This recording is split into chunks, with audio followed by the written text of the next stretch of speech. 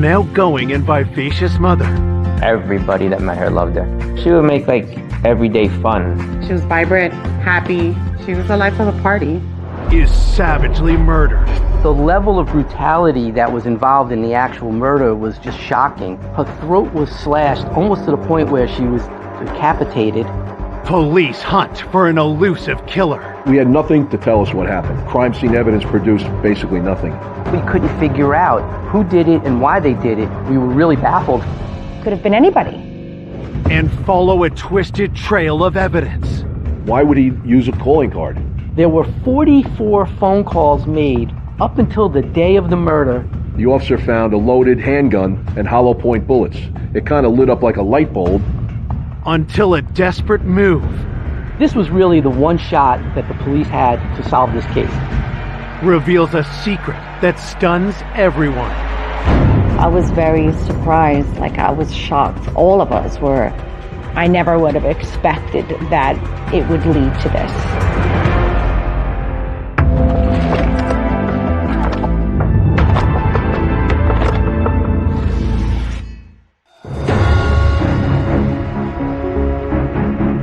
At 10:27 p.m. on a cold Tuesday in January 2003, Ramapo Police Dispatch receives an emergency call. 911. My neighbor just ran in my house and said his wife is on the floor in the house. He's here and he's sort of in a state of shock. Let me talk to him on the phone. All right, hold on a minute. Yes. Sir, I have help on the way. You stay right where you are until the officers get there. Do you know if your wife is breathing? No. She didn't answer me. Did you check to see if she was breathing? breathing? I walked into her room. The lights don't go on. Okay. Does she have any injuries? Yes, she's got blood on her. Where? When I cried, Evelyn, she didn't move. Did you come home and find her that Yes, way? I just came home. Officers are dispatched to the home, located in a quiet family neighborhood. When I initially approached the house, I see a man with a young boy with this really blank face. Walking by, he didn't say anything to me. I noticed that he had a shopping bag. It looked like a gallon of milk. I enter the home and go upstairs to the back rear bedroom to give this woman aid, only to find that I was at the scene of a murder. Her injuries were so severe. She's clearly dead. She has a very deep laceration to her neck, and she has what appears to be a knife handle sticking out of her chest. And the blood is just pooled around her body. To me, it looked like the blood was still moving. And I was thinking to myself, this just happened. It could be that the killer's still in the house. So myself and another police officer went room by room and cleared the house, and we didn't find anybody else inside. At that point now, I had to secure the crime scene. I knew that it was dark, but once it's a crime scene, you try not to touch anything because you don't know what is evidence. Detectives arrive on the scene and begin their investigation in the bedroom. The victim was lying on her back, and she had a tremendously deep wound to her neck. So deep so, you could see part of her spine. There appeared to be 2 stab wounds to her chest, and there was a large, I would call it a kitchen knife, sticking in her chest. We, of course, dusted the knife for fingerprints, which came back negative. The actual blade had gone through her and was stuck into the parquet wood floor. It was a pretty brutal scene. She didn't appear to be dead for long. Her body was cold to the touch, but there was no rigor mortis. There was no lividity. We looked at a potential attack of a sexual nature. There was nothing obvious to the eye. Her clothing was not disturbed. I looked for any defensive wounds. If there was a struggle, there'd be some indication on her hands, and none of that was evident. The brutality of her injuries and how many times she had been stabbed, it looked more like what we would call a crime of passion. Looking around the room, investigators discover some unusual clues. I found it kind of odd that there was no lights, but the fan in the ceiling was running. The fan light had no light bulbs in it. And in the garbage basket were 3 light bulbs, and there was one on the floor next to it. And I'm like, that just, what's this all about? And there was a wall sconce that had a light bulb that was loosened. To me, it would be indicative of somebody looking to hide their presence, lessen the ability of the victim to see them. The house was a little bit in disarray, but it didn't look like it had been ransacked or that it was part of a burglary. There was some expensive tools in the garage. There was quite a bit of silverware, which is a burglar. They would take that, I would think. Nothing really of value was taken, and so that started raising more questions of what exactly happened here. Police examined the exterior of the house for evidence. We didn't see any types of breaks in the windows or the screens. Everything appeared to be locked and secure. On the ground, you could see a set of footprints in the snow that led to the back door. And that door wasn't broken open, but it was open just slightly. That could have been a point of entry for whoever had done this to her. Investigators speak with the homeowner, Peter Visich. He tells police the victim is his wife, 36-year-old Evelyn Visich, and that they live in the house with their 2-year-old son, Ryan. Peter told the police he'd gotten home with his son and that he observed that something happened to his wife.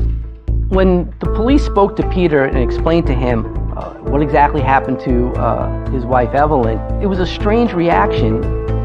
He just sort of had a very stale face. That was something that was odd to me, but it certainly didn't point any fingers at him. There was no blood and nothing in his hands or on him or on his clothes that would indicate that he had been part of the murder. While Peter is taken to headquarters to make a statement, Ryan is looked after by his grandparents. At the crime scene, investigators continue to look for any clues to who has killed Evelyn Visich. In these early stages, you don't really know the victim, and so now you have to start thinking, who would do that, and what was the reason for this brutality that was leveled against this victim? Born to a single mother in Lares, Puerto Rico in 1966, Evelyn grew up determined to escape her humble childhood. She came to this country from Puerto Rico when she was 19 to live the American dream. Evelyn landed a job at a large home improvement store in Paramus, New Jersey, where she made an immediate impression. Evelyn was a great employee. She had such a good work ethic. Everybody loved her. She was vibrant, positive. You could hear Evelyn from a mile away. She was always happy. She loved her music. She was passionate about dancing. She was a proud Latina. She was beautiful inside and out. Such a giving person. She was very kind. Evelyn started dating Peter after they met at the store. Peter used to shop there with his father. He was very quiet, very polite, family-oriented. He seemed like a good guy. Someone that she could see building a family with. That was her dream. Peter and Evelyn married and soon welcomed their son Ryan into the family. Ryan was her world. Everyone knew she had a son, and everyone knew how much she loved her son. After 4 years of marriage, the couple's relationship deteriorated, and Evelyn filed for divorce. Things started to go wrong. They were just very disconnected.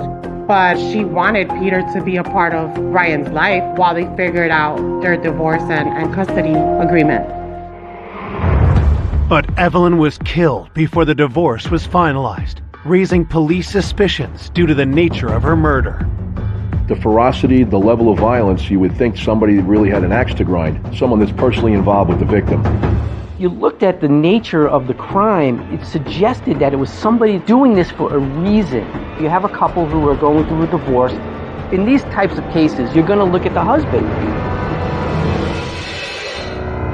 Coming up, police discover additional suspects. We learned that he had been with Evelyn the night of the murder. Maybe they were having a domestic argument, a dispute. And unearth hidden evidence. Evelyn had secretly audio taped some of the arguments and fights that they had been having. But just as the investigation falters, maybe he wasn't the one who actually did the murder because it just doesn't make sense. Was there a piece of the puzzle that we weren't seeing? A new face blows the case wide open. He's perspiring heavily. I could see the vein in his neck beating. And I said to him, I don't want to hear what you have to say. I already know what happened, and I'm going to prove it.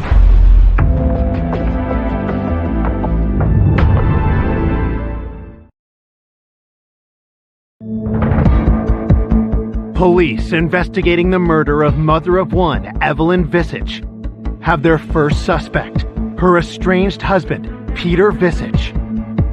You have to start thinking, did the husband do this, or is he involved in it somehow? Peter mentioned that his relationship with Evelyn was troubling to him because they were in a different place. He wanted her to stay home, she wanted to work, and the relationship deteriorated, and Evelyn had filed for divorce. Evelyn and Peter still lived in the same home even though this divorce was proceeding. They slept in separate bedrooms, but they were living under the same roof. Peter claims he last saw Evelyn alive the morning she was killed. He had taken his son for the day. Evelyn had gone to work. Peter told us he went to his mother's house at 8:30 that morning with Ryan to do some household repairs. He didn't have a steady job. His parents supported him. He also did a lot of odd jobs for them that they paid him for. He stayed at his mother's house till approximately 8:30, and at that time he went with his son Ryan to the Palisades Mall. Peter tells police that just after 9 p.m., he called Evelyn's cell, and she told him she was at a friend's house. She told Peter that she was on her way home and would probably be home within 20 minutes or so. At approximately 10 p.m., Peter received a telephone call from Evelyn asking where he was. Peter said to Evelyn that he was picking up milk and that he would be home shortly. Peter said that upon arriving home, his intent was to put Ryan to bed, but he said that he found it odd that the lights were not working in the hallway. He said he looked into the bedroom, he saw that Evelyn was on the floor, and he said that she was obviously deceased, according to him, and he ran back downstairs and ran to the neighbor's house to call the police. Peter Visage was questioned for over 16 hours. I mean, it was a very long interview. He never asked to leave. He never said, I want a lawyer, leave me alone, anything like that. He was cooperative throughout. He agreed to provide us with fingernail clippings, hair samples, blood sample, a buccal swab for his DNA. As Peter is providing samples, investigators run a background check. There was nothing in his history indicative of this violence. Peter was typically a guy who was, if he wasn't home, working on cars, motorcycles, he was at his parents' house. Peter Visage's mother confirmed his alibi for the day and evening at the time that he said that he was there. We found Peter to be at the A&P supermarket buying milk and exiting the store consistent with the times he described, confirmed by video cameras. And he produced a receipt for the milk, time and date stamped 10:15 p.m. The amount of time it took to go from A&P, where he purchased the milk, to his house, it just would not have been possible to commit that crime and call the police from the neighbor's phone and not be contaminated in some sort or leave behind some evidence or have evidence on him. We found no sign of any injuries. We found no sign of any blood on his person, on his shoes. At this point in the investigation, there was nothing that we could find that was showing that Peter Visage was involved in the murder of his wife. He was in all these different places where there were surveillance cameras, and with a timeline that prevented him from being at the scene of the murder when it occurred. Now you have to start thinking, other than Peter Visage, who could do something like this, and why would they do something like this? I asked him, did he have any concern about his own safety? Somebody came into your house, maybe they were looking for you too. Does he have any enemies? Does he owe anybody money? Does he have any illegal habits, drugs, gambling? And he answered no to all those questions. And I asked him if he knew anybody that might want to do this. And he said that she did have a boyfriend and that we should look at him. Evelyn was dating another employee of Home Depot, Mike Granda. Here you have people going through a divorce, and now you have a boyfriend thrown into the mix. A motive could be jealousy, could be a fight in their relationship. The fact that she still lives with Peter could be a source of upsetment for Mike Granda. Maybe it was a jealous boyfriend who had come in there. It fit the profile for the crime scene, being that it was so horrific. The next morning, police head to Evelyn's work to interview her boyfriend, Mike, and find that her coworkers already suspect something is wrong. I remember I kept calling her because Evelyn was always at work by the time I got there. And she wasn't there that day. I saw detectives when they came in and I got suspicious. And I said, something happened to Evelyn, right? So the detective said to me, how would you know that? So what I said was, you just confirmed it to me. We interviewed Evelyn's co-workers, and to a person, they all loved her and spoke highly of her. And she had some very close relationships with people that she worked with that loved her dearly, that she was good to them, they were good to her, they looked out for each other. Evelyn was very, very loved at work. Emotionally, it was horrible. I mean, we were her friends. We were her family. She wasn't just a friend, she was like a big sister to me. As investigators speak with Evelyn's coworkers, her boyfriend, Mike Granda, arrives to start his shift. When Mike Granda arrived for work, we told him that Evelyn had been murdered. He was visibly upset. But when detectives ask Mike where he was the night before, his answer raises eyebrows. According to Mike Granda, he had been with Evelyn the night of the murder. At that point, you have to really look at every possibility. Maybe she was going back to her husband. Maybe she had broken up with him. Maybe it was a crime of passion. Maybe they were having a domestic argument, a dispute. We had to look at him as a possible suspect for the murder.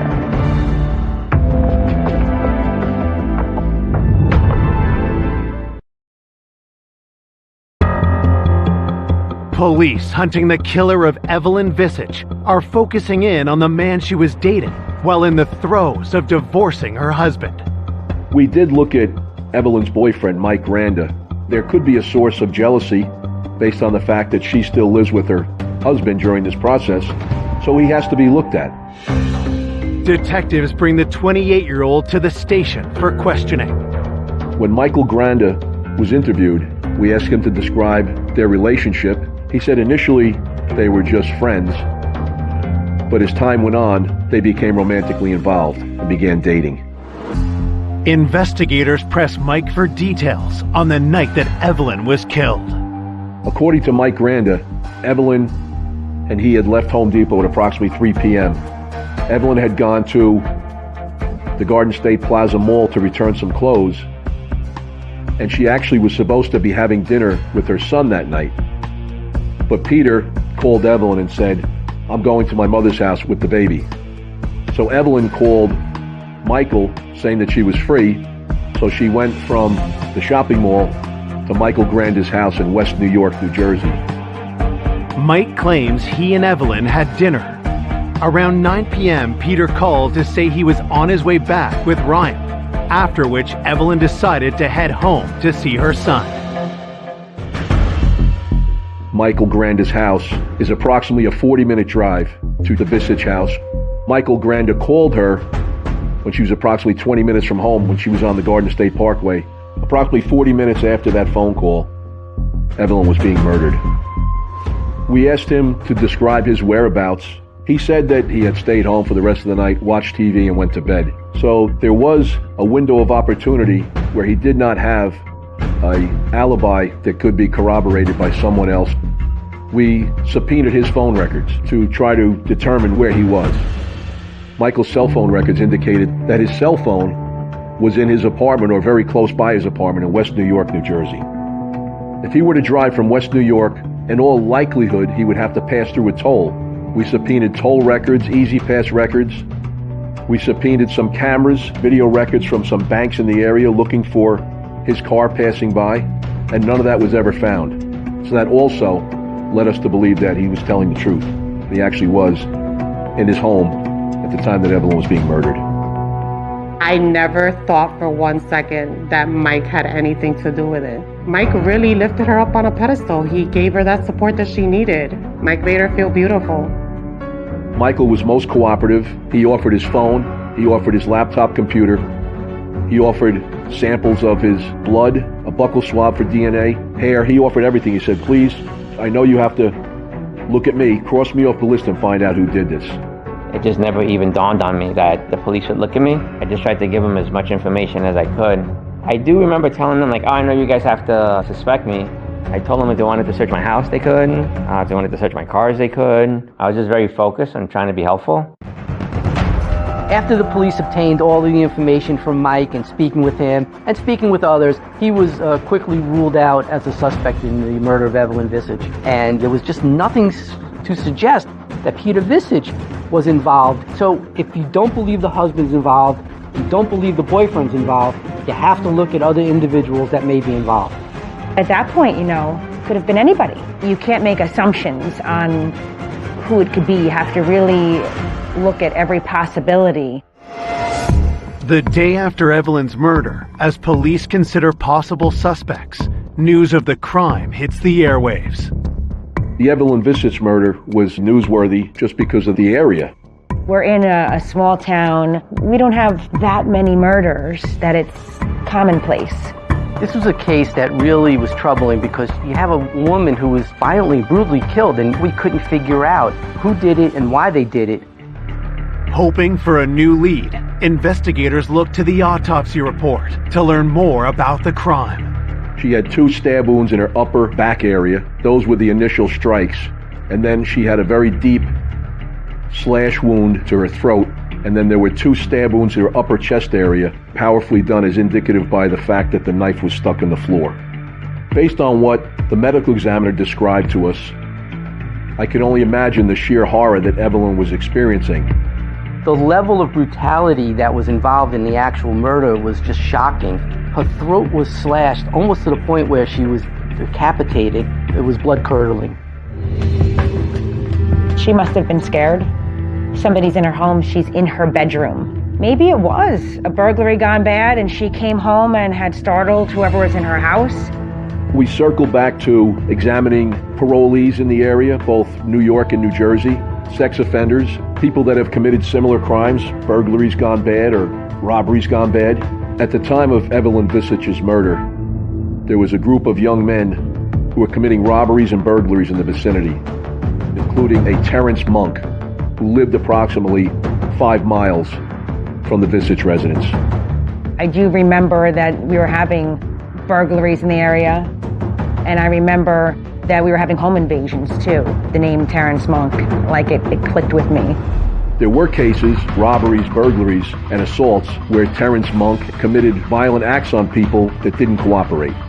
He was also implicated in a robbery probably 1.5 miles from the Visage house. It kind of lit up like a light bulb. He certainly went right up to the top of the list.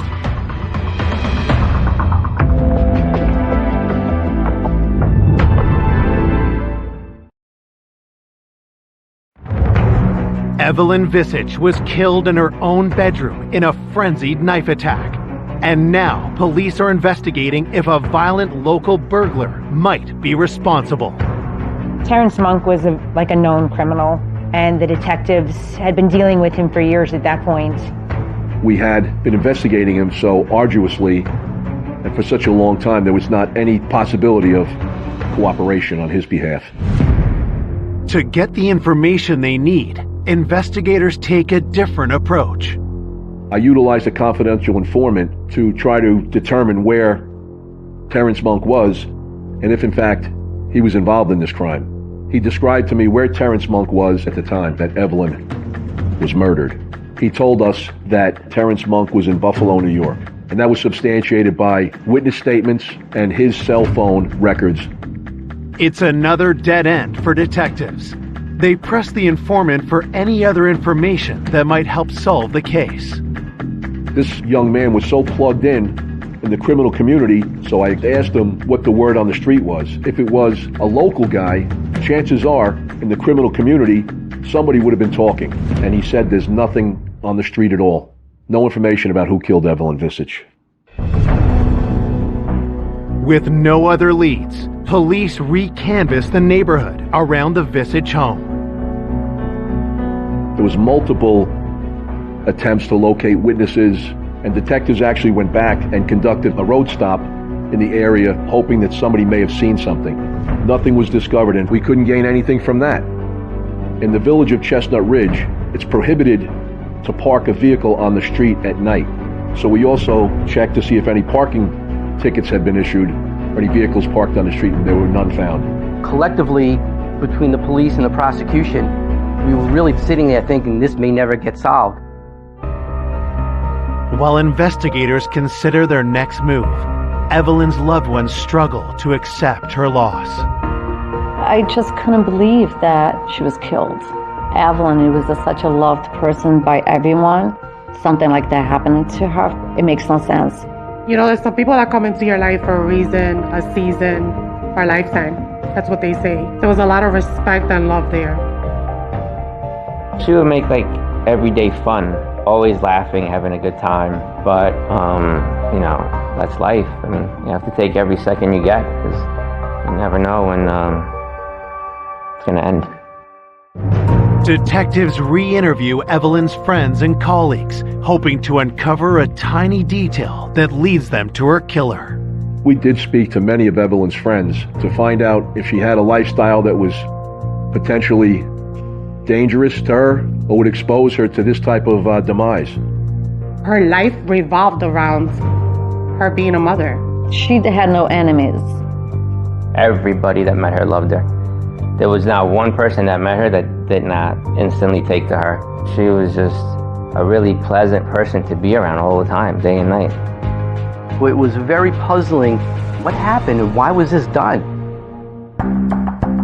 With a violent killer still on the streets, concern spreads through the community. In this area, this little hamlet of Chestnut Ridge, it's just not that kind of an area where you would expect anything like this. People in the community are starting to get fearful. I remember I was living alone, and I certainly had my radar up, and I was very careful coming and going, almost to the point of paranoia. I wasn't going to be a victim.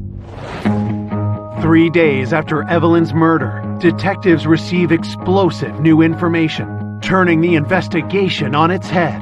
Mike Granda came to the Round Pole police station with some personal items of Evelyn Visage's. Amongst those personal items, we found audio tapes and a journal that she wrote in. Detectives immediately recognized the voices on the audio tapes as Evelyn and her husband Peter. Evelyn apparently had secretly audio taped some of the arguments and fights that they had been having. Everything from any money that she spent, taking the car away from her, shutting off her phone. He wanted to be completely in control of Evelyn, so it was in stark contrast to what Peter described to us. The fact that Peter didn't describe any turmoil caused us to have some doubts about how truthful he was being. Evelyn's journal contains even more startling revelations about their divorce. He wanted custody. He was told that he wasn't going to get full custody, and he wanted the sale of the house. So if Evelyn is gone, he's got the child, he's got the sale of the house, and he can move on. When detectives try to follow up with Peter about these revelations, they're met with silence. At this point, Peter had retained an attorney, and we were no longer able to question him. So that again raised some suspicion. We went back and looked harder at Peter, based on the fact that he had the most to gain from Evelyn being dead. With Peter having an ironclad alibi, investigators consider other scenarios. Maybe he wasn't the one who actually did the murder, but you have to wonder if somehow Peter is involved in this, because it just doesn't make sense that anybody else had a reason to do this. The suspicion is enough to get a warrant to search Peter's vehicle. We had no idea at the time that that search of the van was about to unleash a whole new avenue of this investigation and turn this case totally upside down.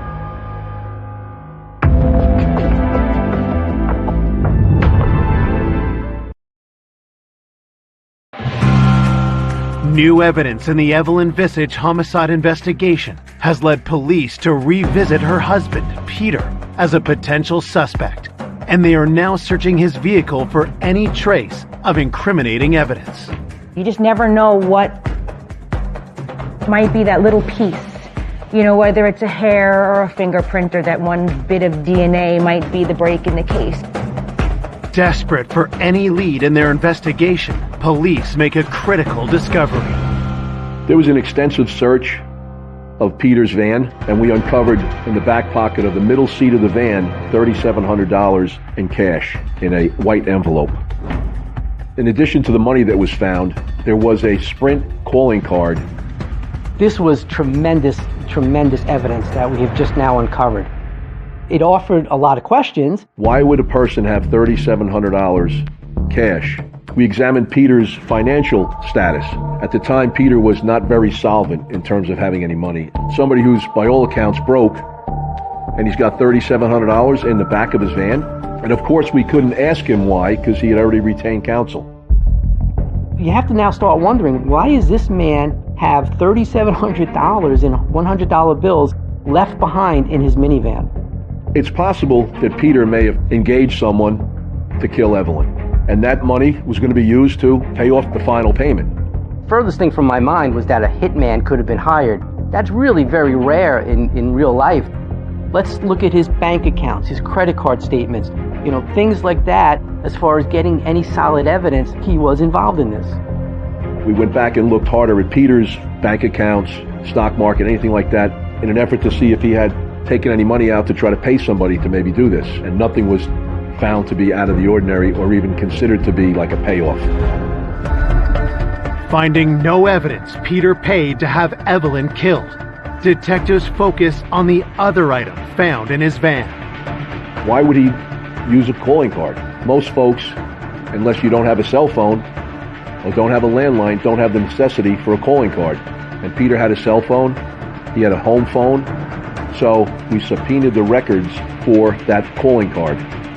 There were 44 phone calls made from that prepaid phone card records beginning in November of 2002 up until the day of the murder in January of 2003. Of 44 calls made on that card, almost all of them were made to an individual named Frank Thon. The name is new to detectives, but when they run it through the police database, they make a telling discovery. Police learned that Frank Thon was currently, at the time, in jail in the state of New Jersey. This is a man who's been arrested numerous times, assaults, violent assaults. His most recent arrest was for driving while intoxicated. The officer found a loaded handgun underneath the armrest of the truck and hollow point bullets. At the time of the murder, he was on intensive supervised parole. Shortly after the Visage homicide, Frank Thon turned himself in to serve a year in the county jail. Could there be an innocent explanation why Peter called a known violent criminal for months leading up to the murder, only to stop the day Evelyn was killed? We subpoenaed Frank Thon's phone records. Analyzing his phone records, we found that he was in the vicinity of the Visage home on January 6th, the day before the murder, and on January 7th, the day of the murder. Then it became really evident to us that he was involved in this. So now things are starting to click. We were able to secure a search warrant to search Frank Thon's apartment. And one of the things that the police recovered was a computer. Upon forensic investigation of that computer, we found that Frank Thon had searched directions from his apartment to the Visage home. The evidence is compelling, but investigators need something more concrete to lay charges. Based on the evidence that we had, it still was a very weak case. We don't have any forensic evidence that would connect him to the murder of Evelyn Visage. You need the probable cause, you need the connection to prove your case and to actually have it stick. With little else to go on, detectives make a bold decision. We had no other option other than to go at Frank Thon. We knew our case would depend upon Frank Thon making a confession. This was really the one shot that the police had to solve this case. It was a huge gamble because if he decided to ask for a lawyer, they could not question him anymore. If he denied it, they were stuck with what he had to say. Police can only hope that Frank reveals the truth of whether Peter was involved in the murder. We don't have a case against Peter. We're getting closer to figuring out maybe what occurred, but again, it doesn't prove that Peter Visage had any relationship to this murder. We had nothing other than just the fact that Peter is calling Frank Thon. This case is going to rise and fall, whether we succeed or not with an interview. Investigators head to the county jail to confront the hardened criminal. I specifically requested a small room where we could have the table against the wall, and we deliberately set that room up to increase Frank Thon's anxiety. We had lawyer boxes with Evelyn Visich's name on the boxes. We had maps with pins in them. The small office was full of, as I call it, a number of props. With everything in place, police bring in 41-year-old Frank Thon. They took the handcuffs off him, and we pretty much just stared at him for like a good minute or two, again in an attempt to increase his anxiety. And he was visibly nervous. And I said to him, I said, I don't want to hear what you have to say. I already know what happened, and I'm going to prove it. And I'm going to tell you what, a murder for hire in New York, you could potentially face the death penalty. We told him that we had all types of evidence implicating him, and his face hit the table. He's perspiring heavily. His heart rate was obviously increased. I could see the vein in his neck beating. And I said to him, I said, you don't have any friends in this world right now. I said, if you tell us the truth, we'll try to assist you in getting the best possible deal. There was a long pause. He took a big sigh, and then he began to tell us what happened.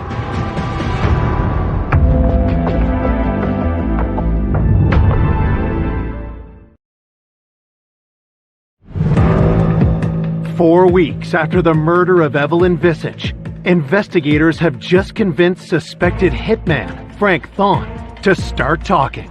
He almost had a look of detachment from what was going on. He took a big sigh and he says, all right, I'll tell you guys what happened. Frank Thon told us that he was the person who killed Evelyn. Frank Thon confessed not only to the murder of Evelyn Visich, but that he was hired by her husband, Peter. I really was surprised after everything was said and done, after all of the investigative leads, that it all came back to Peter. Frank tells detectives that he was introduced to Peter 3 months ago through a mutual acquaintance. Peter asked this gentleman if he knew of anybody that could take care of his wife. Frank Thon requested $10,000 cash, with $5,000 being paid up front. We later learned that Peter obtained money from a friend of a friend on a loan. A short time after that, Peter Visich met Frank Thon at a pizzeria where Peter gave Frank the down payment of $5,000 cash. I looked at the money found in the van as this could have been the final payment. To hear that for such a small amount of money that somebody was willing to go out there and kill someone, I was shocked and disgusted. In his confession, Frank describes Peter's impatience to have Evelyn killed. He told me that he had a second envelope ready. He was really pushing it. Peter Visich was pestering him to get this done, so he decided January 7th was going to be the night. Frank meets Peter at the Visich home the day before the murder.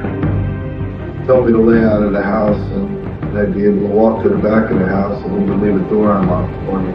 Peter told Frank that he would leave the back door open, and he gave Evelyn's schedule for that day. The next day, Peter establishes his alibi. He went to his mother's house and then the shopping mall and then stopping to get milk. He knows that there's video cameras, he knows that he's going to get a receipt. That's all adding time to his alibi that can also be substantiated. After sunset, Frank enters the Visich house and removes the light bulbs to lie in wait for Evelyn in the dark. Garage door open, then I heard the house door open. Then I heard her coming up the stairs, and that's when I came out of the room. He had a gun. He pushed her into the bedroom, had her kneel on the bed, and he told her he was merely here to do a robbery and he wasn't going to hurt her. He said he then took a knife that he had brought with him and stabbed her twice in the back. She dropped to her knees from the bed. She slid down. And yeah, what do you do? I took her by the forehead behind her.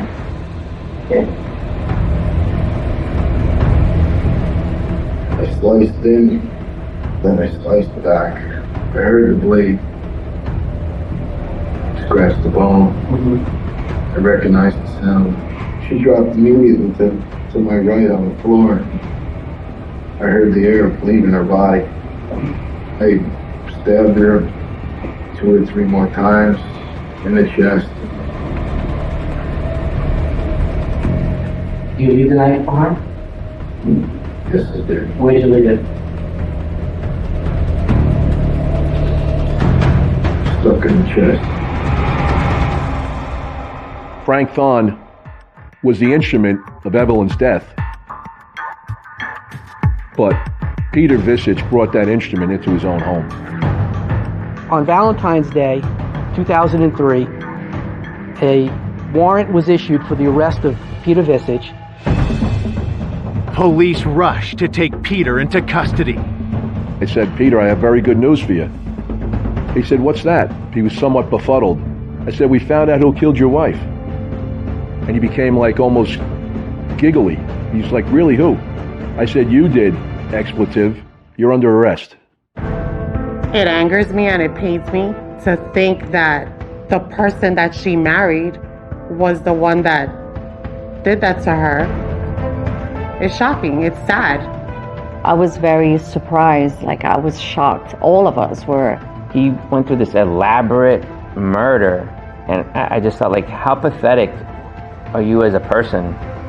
Frank Thon pleads guilty for his role in the murder of Evelyn.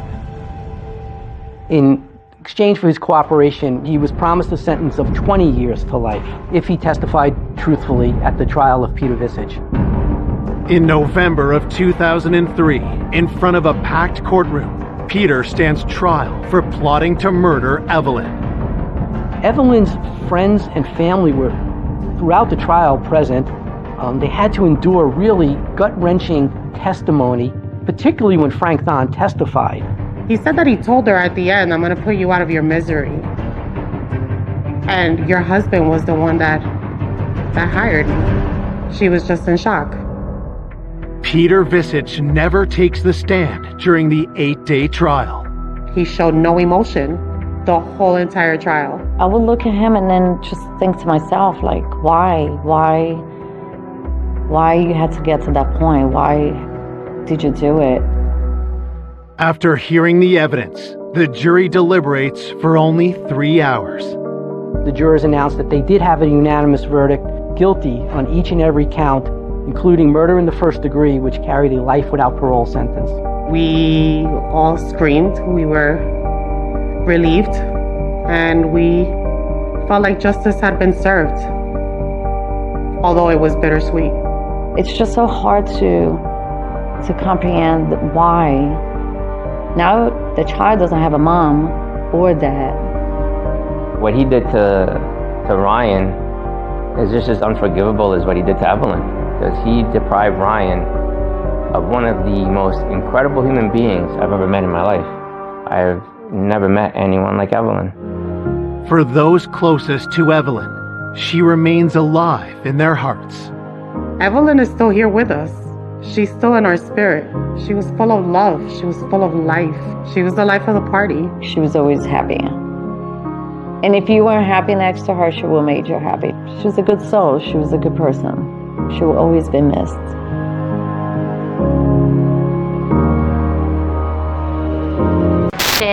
And lots of various items that it appeared the suspect had touched. Also, the garbage can was gone, which led us to believe that the killer got rid of DNA or blood evidence or fingerprints. The entire bathroom area was soaking wet. The shower head was not in its cradle. We thought the killer took a shower, so we pulled the drain to check for DNA. The crime scene was, how I would describe it, Herculean. Detectives can't find a murder weapon, but forensics discover what could be a crucial piece of evidence the killer failed to clean up. There was a droplet of blood on the floor. It appeared to be foreign to us. It was cast off and inconsistent with the victim's blood. He had cut himself somehow in the course of the struggle, whether it be from a knife, from punching her. We knew that the guy was trying to cover himself, but it was minute, and they found it. They saw that blood. We immediately swabbed that piece of evidence and transported it to our DNA lab. Detectives get more information from Diane's parents. They had gone to the house because she was supposed to take a sister-in-law to a doctor's appointment that morning, and nobody could get in touch with her. They entered her home and they discovered Diane's body. Her parents were really suffering. Diane was a born and bred Jersey girl, gregarious and adored by her friends. Diane, she brought joy to a lot of people's lives. Very positive, happy, laughing and dancing. Even though she wasn't married and she didn't have children, she was very much focused on her family. Her parents were a little bit older, so she was kind of watching over them. And I knew her brother because he had lived with her for a while.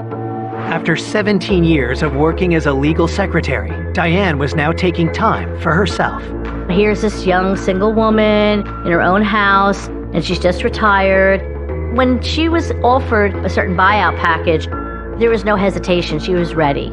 She had worked long and hard in her life. Diane was social. She had her friends from work, and often they'd go to happy hours. Then she had her dance friends. She would go on dates.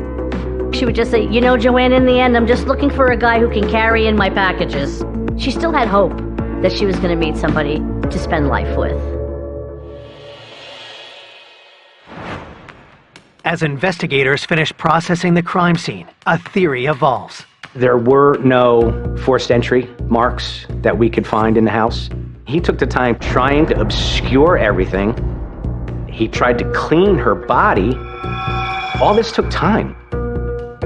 In addition, there was a pot that appeared to have food in it. Maybe Diane had been cooking or had been eating when her killer entered her home, and there was a fork from that pot that we found in the kitchen sink full of cleaning fluid, which led us to believe the suspect had also taken time to eat.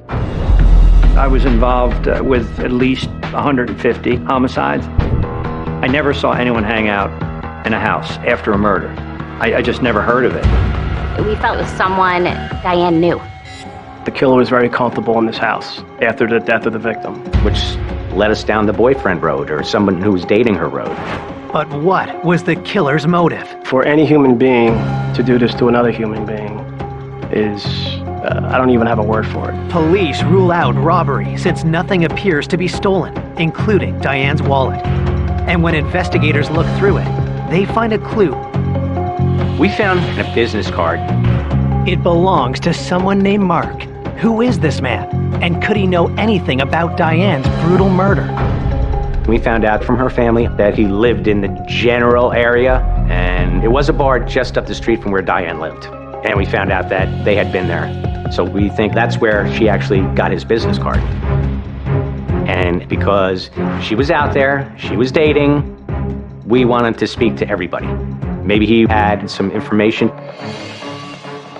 He came in, and I showed him a picture of her, and he flat out refused to say that he even knew her. He said he had no idea why the card was in her wallet. And then he said, she's not the target I would usually go for. Target? Coming up, old boyfriends with disturbing pasts. There was a restraining order in effect. Play cat and mouse with police. That wasn't his real name. This guy was ducking us. When an unexpected tip sparks a race to find the killer. Oh, he was just a monster. There was now an absolute manhunt.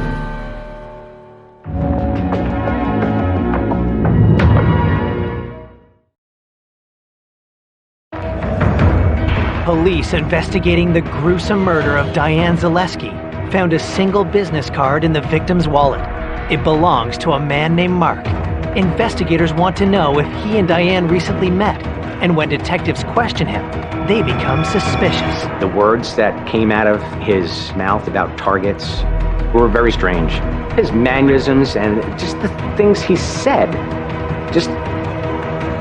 they were wrong. I don't call girls that I'm going to go out with targets. He had done something, maybe, to other women. He wouldn't tell us anything. Detectives found a drop of blood at the crime scene that they believe belongs to Diane's killer. Could it be linked to Mark? He refused to give DNA. Just out and out refused. It was something that was concerning to us. Someone who's innocent usually is cooperative. He had taken a bottle of water from us, and when he was finished, he wouldn't throw it out. He left. And he carried his bottle of water with him. So he obviously knew something about DNA. So I followed him. He walked about 2 blocks away from the building, and he threw it. Detectives collect the bottle and send it in for testing. As news of the murder spreads, I couldn't believe it. I just was like, oh my God. Oh my God. It was like a bad dream. I just couldn't believe that it was her. It was just so devastating. Police fan across Diane's neighborhood, hoping someone saw something. One older neighbor told us that earlier she had seen 2 children playing outside. And she knew one of the children lived in the neighborhood. She didn't know who the other child was. During the winter, she had seen him shoveling Diane's driveway. Had the neighborhood kids witnessed anything out of the ordinary? And so detectives wanted to identify those children.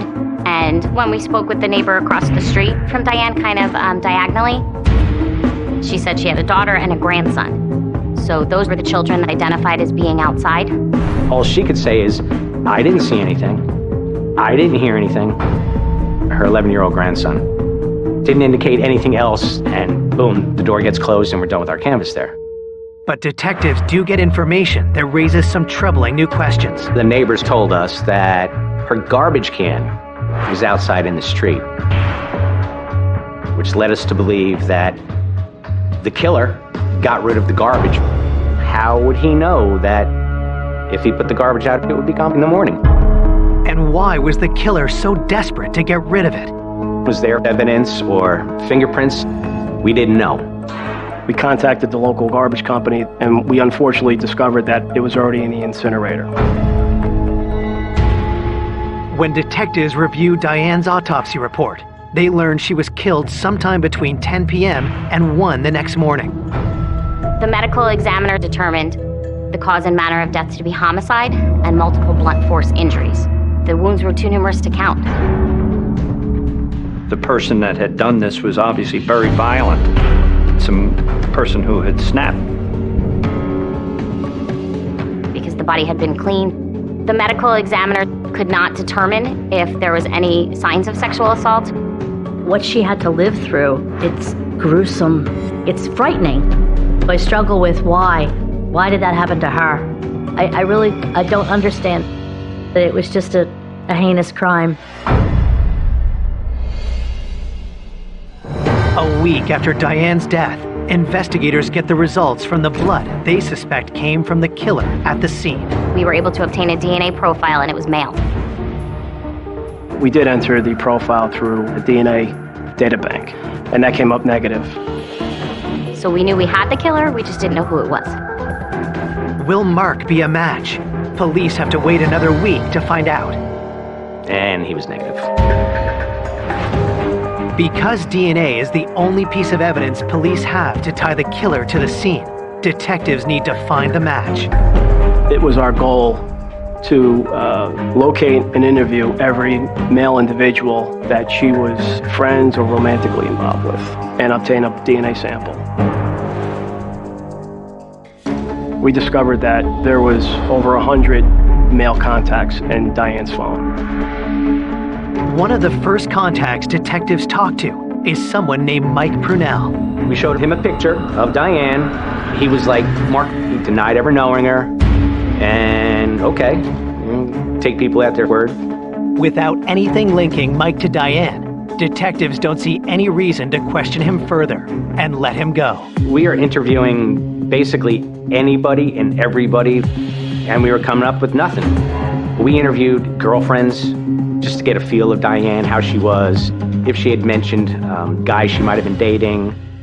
I met the prosecutor, and he wanted to know everything about Diane and what I knew about her. There was always drama with boyfriends. We thought for sure that it was one of those bad boyfriends. A familiar name comes up, Mike Prunell.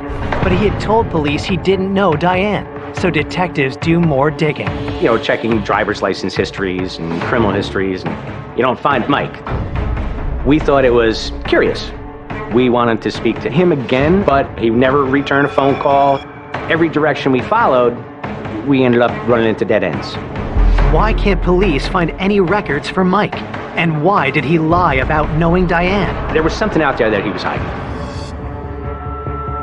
When detectives ask Diane's brother Ron about Mike, what they hear completely surprises them. Not only did he know her, but he asked Diane's father for her hand in marriage some 20 years prior. So he knew her real well. Another red flag.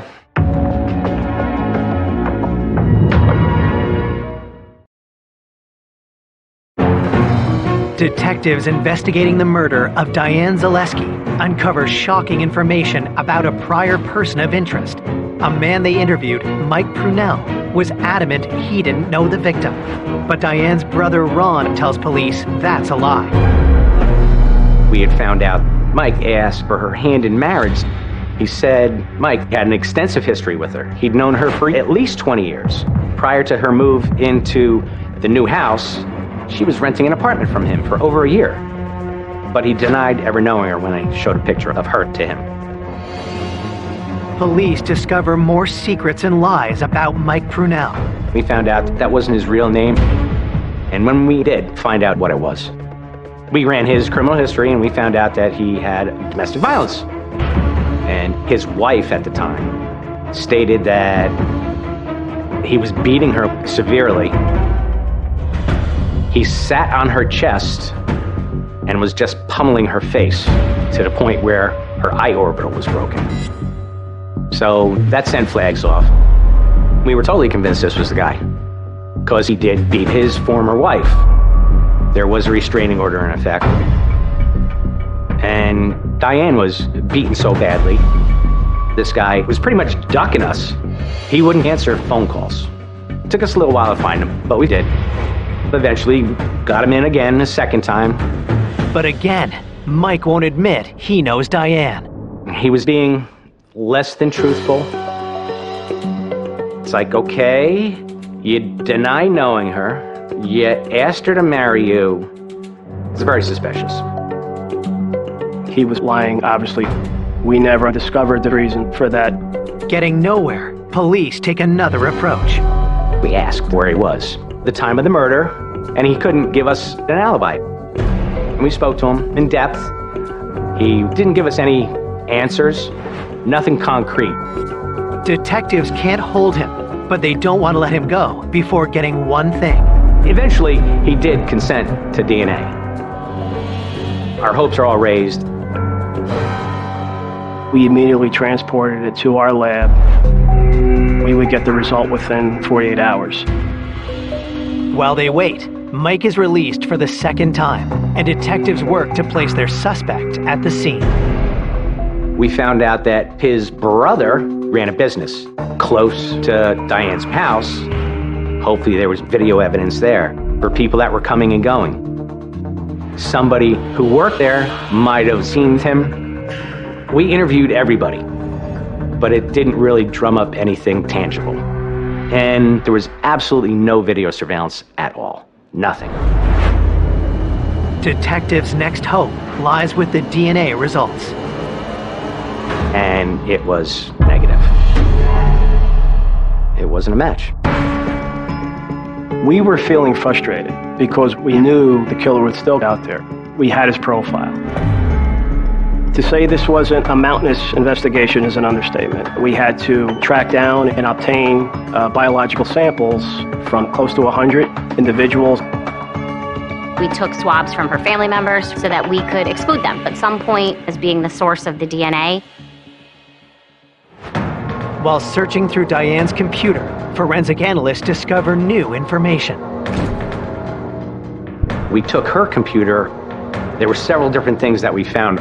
Everything is timestamped. Hours after Diane's death, there was activity on the PC. Numerous items, technology items, were attempted to be purchased using Diane's credit card. It was someone that was comfortable having things delivered to Diane's house and it not being out of the ordinary if they were the ones collecting them. We knew he tried to purchase an Apple computer, an iPhone, and it didn't go through. We had no idea why the purchase itself didn't go through. We also found that the killer, while in the home, was also searching pornographic websites. I mean, to go on pornographic websites after you just brutally killed a woman. Waiting for justice takes a toll on Diane's friends. Who could it be? Why is this so complicated? We watch the news all the time and we see these things, we see murders, but when it happens to somebody you know, it's devastating. It's sad. It made me very sad about humanity. That someone is so capable of doing something so brutal to someone that is so beautiful. Everyone that loved her wanted closure on this. 3 weeks after Diane's murder, detectives get results back from the crime lab that send the investigation in an unexpected direction. We tested the black underwear found next to the decedent's head. DNA profile was collected. That DNA came back to her brother.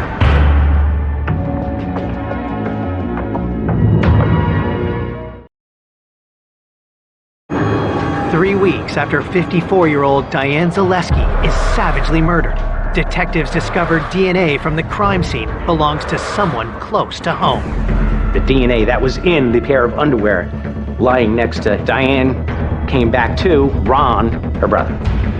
A lot of things ran through all of our minds. We just couldn't believe it.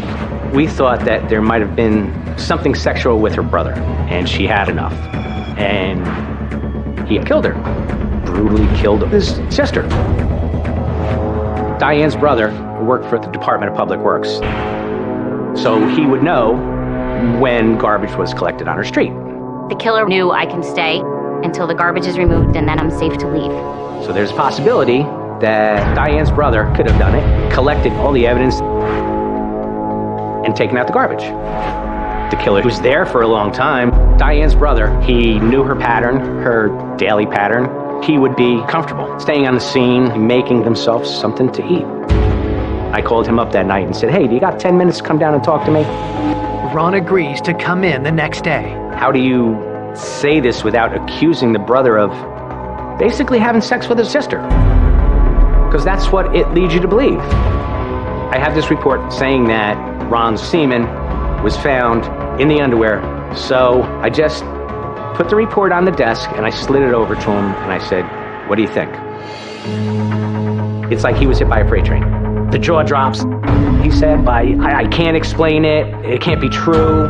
He went on about the wash and the laundry, that up until just prior to her death, she was doing laundry at her brother's house. I sort of left it at that. I said, we can keep this between us for now. I'll talk to you again in a couple days. In the interim, detectives send Ron's DNA to compare with the blood spot found at the scene. They also get some crucial details from Ron's wife.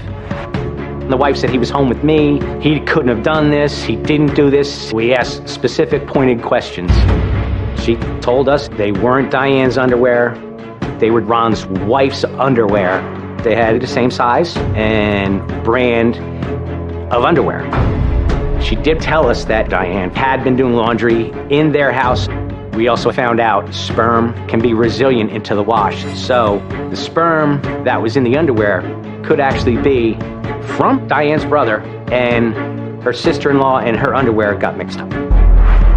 The whole family got by his side. After conducting all the interviews, we all came to the conclusion that he didn't do a thing. There's hard proof of Ron's innocence when investigators find out his DNA isn't a match for the blood found at the scene. The case took lots of twists and turns, and there were parts that were shocking to us where we had to kind of sit down and regroup.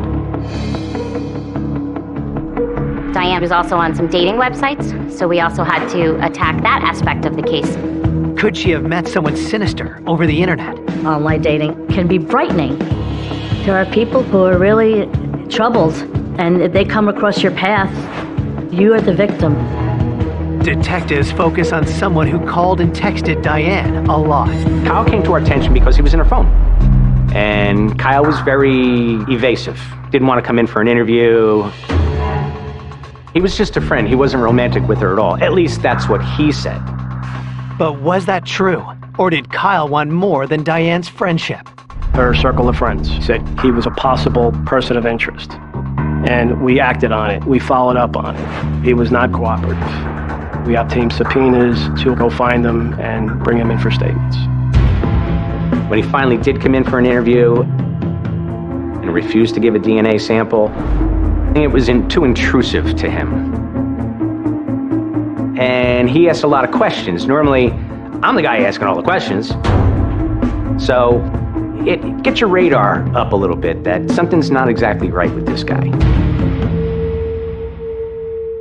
He actually said that he was at the house the week prior to her death. So he was familiar with the house, wanted a relationship with the victim. He denied that. We didn't believe that was true at all. People that I'd spoken to didn't think that he was her type. Maybe she laughed at him and told him to get out. Why else would he be evasive if he wasn't hiding something? There were no signs of forced entry at all to the home. So Diane must have let this person into her home. Was that person Kyle? Maybe he didn't go there with the intent to kill, but maybe something flipped the switch. Detectives want to know where Kyle was the night of the murder. He said he works nights, and all the access in the building was key card controlled. Detectives check logs. There is a record of Kyle swiping in. But who's to say that somebody else wasn't using his key card? Until we got DNA, we'll just never know. Investigators tell Kyle if he wants to be ruled out, he needs to cooperate. We did eventually collect his DNA. He was negative. DNA set him free. As weeks turn into months, investigators are far from uncovering the identity of Diane's killer. We're hitting the year anniversary of Diane's death. It was very hard to explain to the family that we were no closer. You saw a family not being able to fully grieve because they didn't know who did this. It was like a bad dream. I was worried. I said that they should have found someone by this time. We knew the killer was out there. We were feeling frustrated. He would never be identified. That was our worst fear.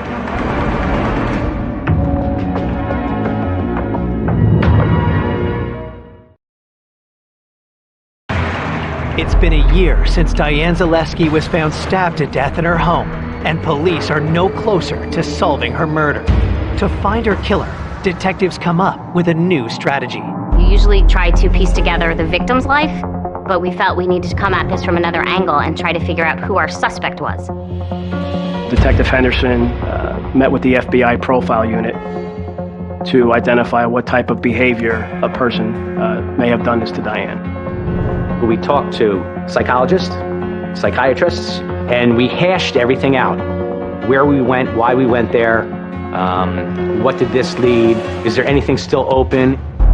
We went through all the DNA, we went through all the interviews, we went through the whole case. You know, the person trying to buy stuff online, the pornography that was visited, everything. We laid out the whole case. The profile came back to a loner, a petty thief, possibly, someone with psychological issues.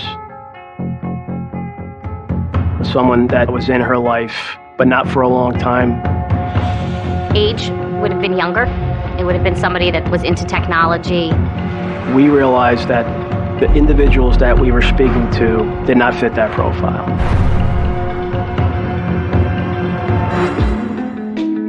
To catch the killer, investigators generate new leads. One of the things was, on the year anniversary, do a media blitz. Local TV, local newspapers, We just wanted to see whether or not it might stir the pot. Detectives decide to release new information to the public. So the things that we included in the press release, whoever killed Diane cleaned up after himself. We also said that we now have the killer's DNA on file. And then we re-canvassed everywhere. After a month, detectives have received a flurry of new tips.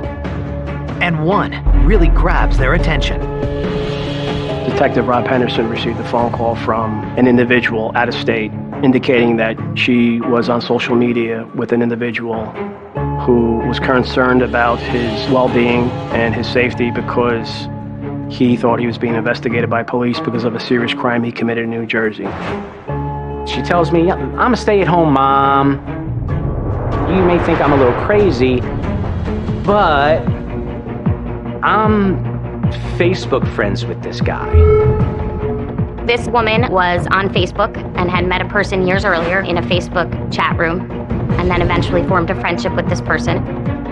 She explained to us that she had had conversations with him that were troubling to her. She had said that he had told her that he had committed a murder.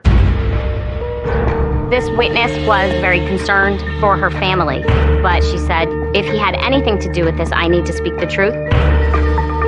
We had been friends for about 3 or 4 years at that time. We used to chat through Instant Messenger all the time. He had a lot of different screen names. He called me his big little sister. He was 9 years younger than me. He told me he lived in New Jersey. He was fluctuating in and out of homelessness. He told me that he sold drugs and things like that, but I didn't feel like that was who he was. I think he was just doing it because he felt like he had to. Out of the blue, he's like, I did the worst thing you can think of. And I'm kind of sitting there thinking, like, what is he talking about? I don't know, a drug dealer getting killed.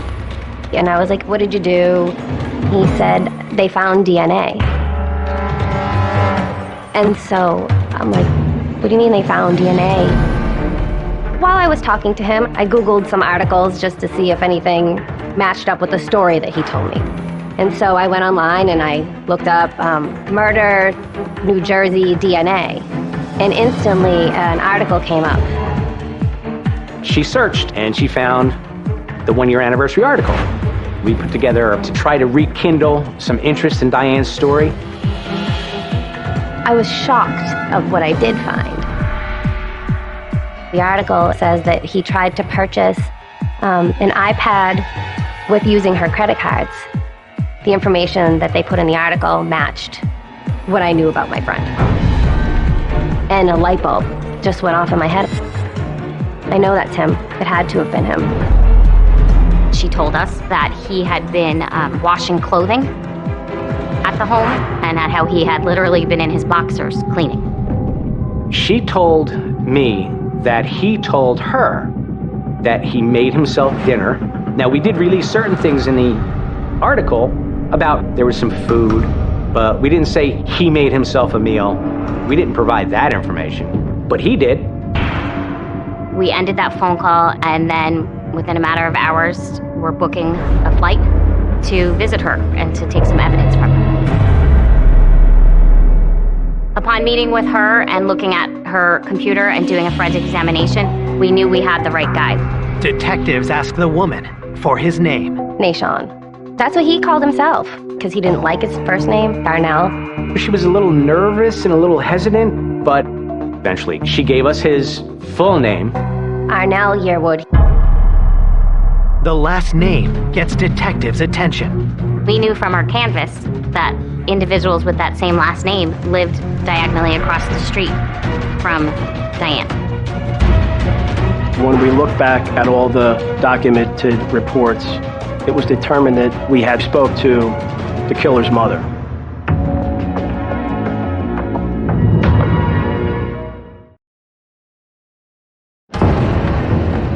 After over a year and a half investigating the grisly murder of Diane Zaleski, police finally get the break they need. They have the name of the suspected killer, Arnell Yearwood. And in a shocking twist, detectives discover his family actually lives on Diane's street, and they've been to the house. We were there last year after one older neighbor told us that she had seen two kids playing outside. And she knew one of the children lived in the neighborhood. She didn't know who the other child was. We did some more digging and some more investigation on Yearwood. Arnell Yearwood, although he was in his 20s, he was very small in stature. So he could be mistaken in a puffy jacket for a kid. We knew that Diane had some kids on the block helping shovel snow or do some yard work. It really led us to believe who was described as this kid was the killer. We went back across the street, made it look like we were canvassing other homes, but really we only had one home that we wanted information from, and that was his mother, Mrs. Yearwood. So we went to her home, said, "We know you have a son," and asked specific information about that son. And her daughter, who lived in the home, the mother of that child that was seen on the block, expressed to us that her brother, Arnell, had been at times living in the basement. And it would have been during the time frame of Diane's murder. That her brother sometimes would be outside with her own son. Arnell's mother insists she has no idea where her 26-year-old son is. We have to find this guy because we have to do a DNA match. There was now an absolute manhunt. A track and trace on Arnell's phone narrows down his position. Somebody's got eyeballs on the house, and next thing you know, a kid starts walking down the street. And sure enough, it was Arnell Yearwood. And he was 5'1", 120 pounds, soaking wet, wearing winter clothes. Looked like a kid. No one expected this. We scooped him up, and we took him back to the office. He was nonchalant. I don't know what you're talking about. I don't think I was there then. Detectives push harder, knowing they need to get a DNA sample from Arnell to compare to the crime scene. He did consent, but after we took his DNA, he stopped talking. My boss called me at 7 o'clock that night and said, "It's him." On April 7th, 2012, police arrest Arnell Yearwood for the murder of Diane Zaleski. He was charged and brought back to the homicide task force and questioned again. This time, Arnell starts talking, and investigators can now piece together what happened the night of Diane's murder. She let him in based on the fact that he was a neighbor. He did small chores for Diane. The garbage, minor painting, cleaning around the house. He entered the house to collect money. Diane looked at him as the nice neighbor kid that she was trying to help.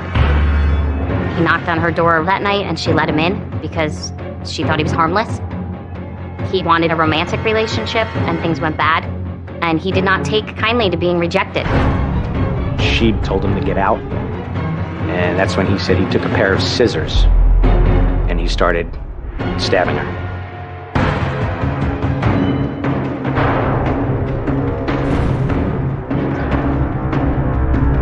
In the entrance right at the front door, that's where the first attack occurred. After he had her down on the ground, he was strangling her. He dragged her down the stairs and left her body dead at the bottom of the stairs. And then he went about his cleanup of him, cleanup of her, and his pornography watching. And at some point, he made himself something to eat. But why would this kid brutally murder this vivacious woman? The killer never talked about a motive, ever. And to prove a murder, you don't have to prove motive. We never identified what a motive was. Whatever it was that caused him to act the way he did, so viciously, it will never be explained. In court, Arnell Yearwood pleads guilty to the murder of Diane Zaleski. He is sentenced to 30 years in prison. Oh, he was just a monster. I was disappointed, but I guess that's the maximum you can get. At least there was some accountability, because she deserved that. Her family deserved that. The family made up black bracelets with white lettering that said "Justice for Diane, November 18th, 2010, which was the date she was murdered. And I wore that bracelet up until the day he pled guilty in court and went to jail. 2.5 years I wore that, and I didn't take it off. Losing Diane is like a moment in life, like before Diane and after Diane. It's been quite a few years since she's gone, but I do still miss her. Her heart is still with me. She was so real and very kind, and she was funny. And every once in a while, I could feel her. I could feel her presence. And I think I look forward to seeing her someday.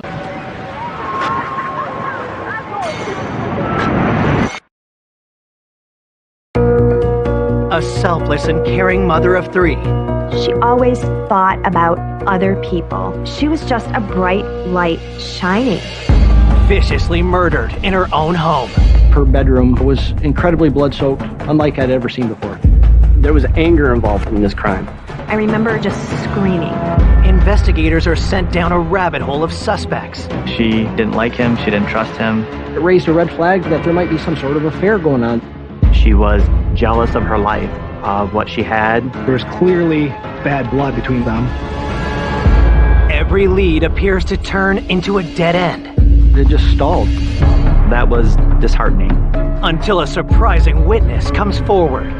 It was unbelievable. It was the break we were looking for. Exposing a killer no one saw coming. I was pretty shocked.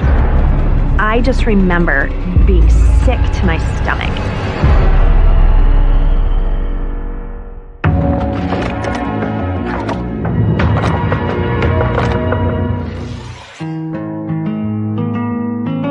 Cortland Township lies in the heart of Michigan.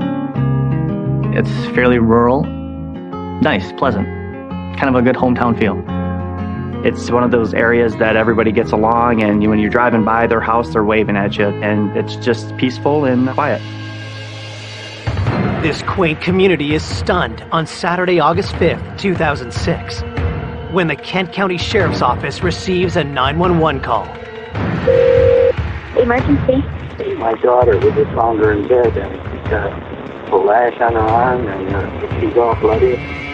Just before 5 o'clock, we received a call of a potential suicide at the Pagel residence.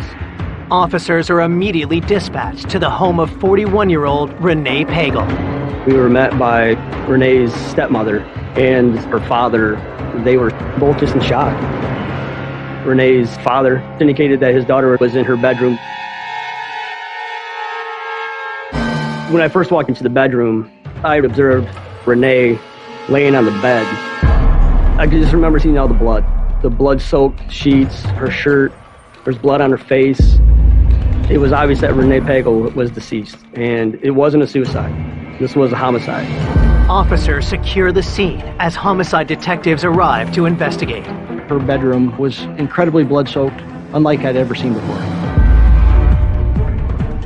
The bed was covered with blood. There was blood spatter on the walls, on the ceiling. She was stabbed multiple times. I was pretty shocked by the amount of wounds that she had. When I looked at her hand, I saw a large laceration almost in the middle of her hand to be, in my opinion, a defensive wound. Renee was in the fight for her life. Unfortunately, she had lost. For detectives, the viciousness of the attack is a clue itself. It appears to us it's a crime of passion. Somebody has something against this victim so much so that they want to brutalize this person as much as they possibly could. This was personal. Somebody went into that residence to murder Renee. Who in Renee's life would want to attack her and could be capable of such violence?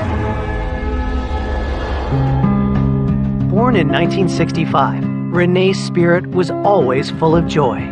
Renee was the most generous person I have ever known. She loved life. She was always smiling. Renee Pagel devoted her life to helping others. She was a nurse practitioner. She had done medical mission trips around the world, and then she also worked at a homeless clinic here in town. She always thought about other people. Renee's greatest joy was being a mother of 3. She loved her kids so much. She was a great mom. Recently separated from Michael, her husband of 10 years, Renee shared custody of her children while always remaining a devoted mother. The last couple years, because she wanted to be home with her kids and wanted to have some more normal hours, she chose to teach at a technical center. Even as a teacher, Renee found new ways to help people. One of her students had come into class one day and was really down, and Renee said, "What's the matter?" And she said, "Well, my dad is dying. He needs a kidney." And so Renee agreed to give her kidney to this man who she had never met.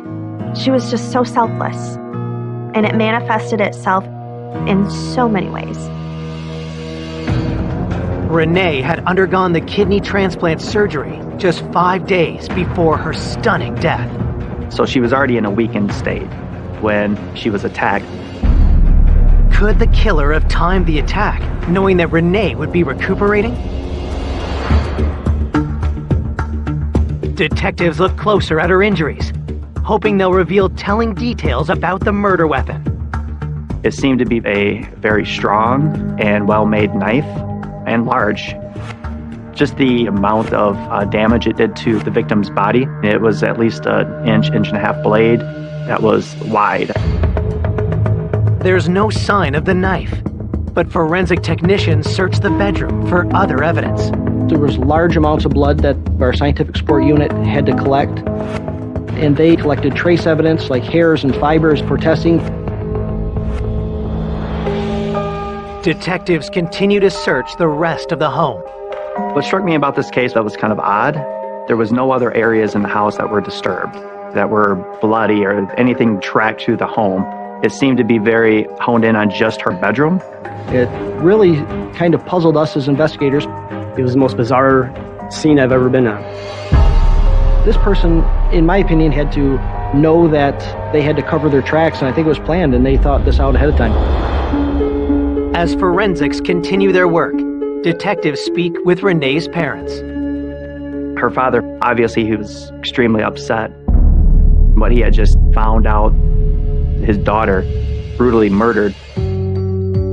Detectives ask her father to help them put together a picture of Renee's last known movements.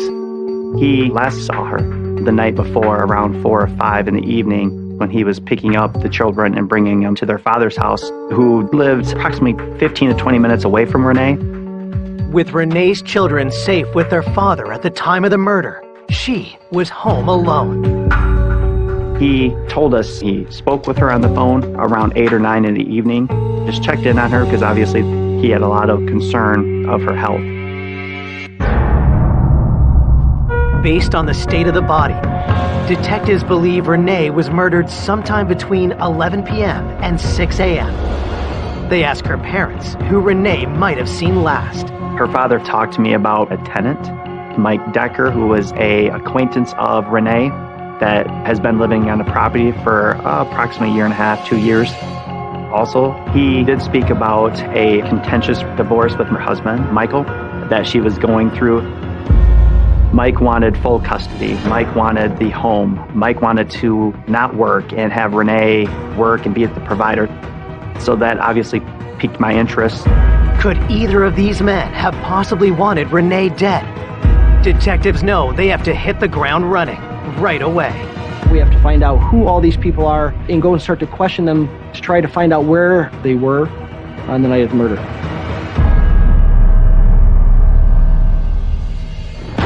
Coming up, investigators uncover an ominous obsession. There was a lot of writings about his hatred for Renee. Alarming secrets. The ceiling had a hidden compartment. Renee told me how betrayed she felt. She was extremely upset. She was very hurt by this. And the truth blindsides everyone. We've never had a break like this. It was, you're not going to believe this. Just disbelief. I'm still reeling from that one.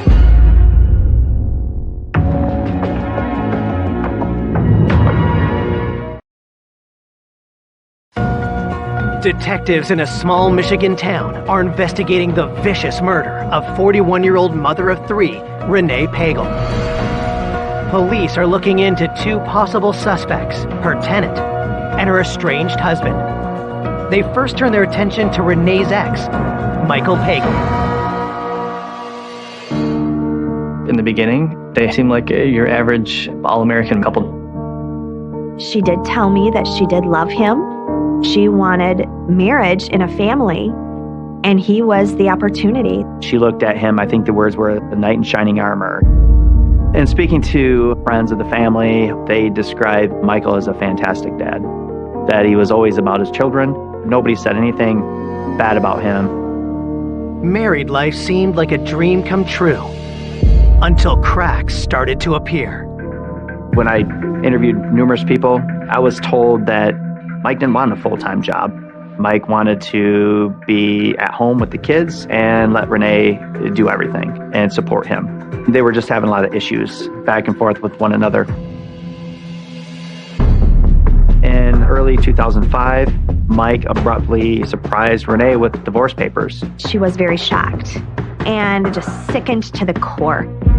There had been some turmoil in the past between them, but in her mind, things were actually getting better. They were kind of turning around, so she was blindsided by it. She said to me, he expected the house, the kids, and $2,000 a month.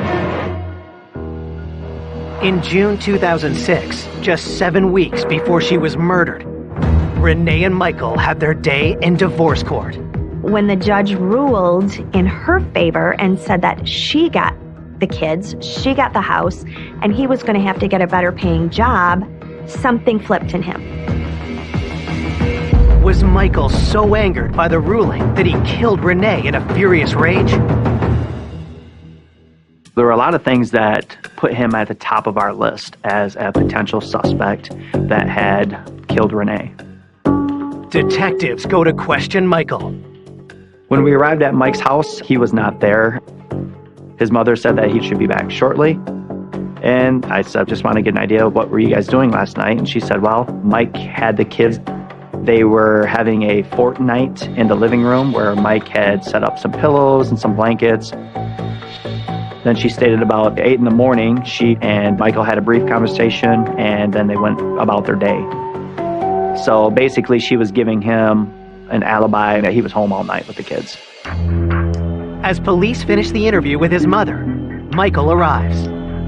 I explained to him that something had happened to Renee and we would like to speak to you about this.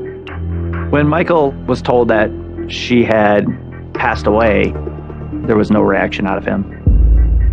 And immediately, without me even going any further, Michael reached into his wallet and gave me an attorney card and said, yeah, I've been told not to talk to the police. Here's my attorney. So I thought that was extremely odd that Michael didn't want to dig further into what happened to Renee. After consulting with his divorce attorney, he told investigators he wouldn't answer any questions. Michael's reticence to cooperate is a red flag. And on August 6th, the day after Renee's murder, police arrive at his home with a search warrant. We're looking for any type of knife that may have been used during the murder. We took a lot of knives from the house, but we found no knives that matched the length and the size and the different characteristics of the knife that was used. Police also collect hair samples and fingerprints from Michael. We wanted to get photos of his body to make sure that there was no cuts or anything on him. We wanted to look at clothing to see if there was any blood trace evidence anywhere. All the forensic evidence that we collected, we never found anything that was useful in our investigation. All the knives in his home were examined and there was nothing to link them to this crime. We had no murder weapon. We had no real evidence. There was nothing. It was clean. So when we left that search warrant, I would say we really came out empty-handed. We didn't have anything to tie this murder to Mike Pagel. Despite his potential motive, Michael Pagel drops off detectives' list of suspects, while news of Renee's violent death quickly spreads across town. Her friend called me and said, Chris, Renee's dead. It was surreal. I remember curling up in a fetal position and just screaming. I screamed. I was angry. as her friends and loved ones struggle with her death. Renee's autopsy report comes in. Cause of death was blunt force trauma, homicide. It was a large, heavy-duty knife that was used on her. The autopsy revealed upwards of 50 stab wounds. There were numerous lacerations to the hands and the feet, suggesting defensive wounds. She was stabbed over 50 times. I'm still reeling from that one. It was so brutal.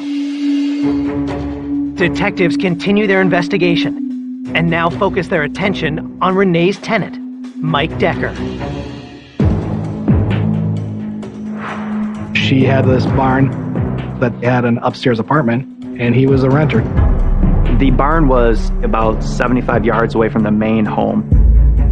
He could have been involved, he could have been a witness, he could have overheard something. One of her friends believed that the week of her surgery, Renee was going to have pizza with Mike Decker, and that she felt that there was some type of maybe a relationship going on. So that sparked our interest. I mean, if he's having a relationship with Renee, did something happen to cause him to get upset and potentially do this horrific crime? We had to find him immediately.